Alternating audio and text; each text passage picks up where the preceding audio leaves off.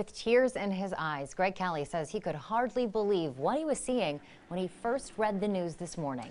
5 years after a Williamson County jury sent him to prison for child sex assault, his conviction has been overturned. KXAN's Tom Miller spoke with Kelley this afternoon about what's next and the anger he is still feeling.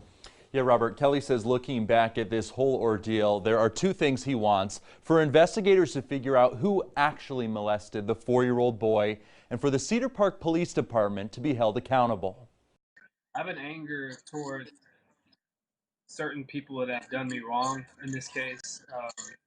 I don't have hate for anybody. After spending 3 years in prison and the last 2 out on bond, Greg Kelley is setting his sights on the people who put him there. People like that ruin people's lives, and they ruined my life.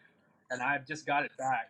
And I want to make sure that nobody else's life gets ruined by the Cedar Park Police Department. Kelley and his lawyer believe certain members of Cedar Park Police, including the detective who investigated the case and the chief, share some of the blame. However, in a statement today, the chief writes, this relief was based on new evidence post-conviction and not on the grounds of deprivation of due process. He's been in limbo. Kelley's lawyer is pushing back. I think it's a bit of a spin to claim that the court has somehow vindicated the Cedar Park Police Department. Kelley also says he wants the case reinvestigated, though Williamson County District Attorney Sean Dick indicated that's unlikely. We really don't have a case against any particular suspect. As for Kelley, he's currently engaged and marrying his high school sweetheart in 2 months.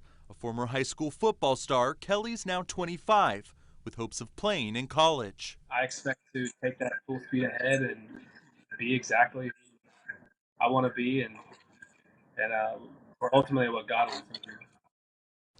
Kelley currently lives in New York City with his fiancée, and in a happy coincidence, they have extra reason to celebrate today. Right after our interview, Kelley and his bride-to-be went and picked up her wedding band. Sydney. All right, Tom, thank you. Kelley mentioned that he wants the case reinvestigated. The DA told us today that there have been no new leads since December 2017. That's when the Texas Rangers identified 3 possible suspects. One of the men was a friend of Kelley's, Jonathan McCarty. Kelley's attorney said it's possible the child who was sexually assaulted may have gotten the 2 teenagers mixed up.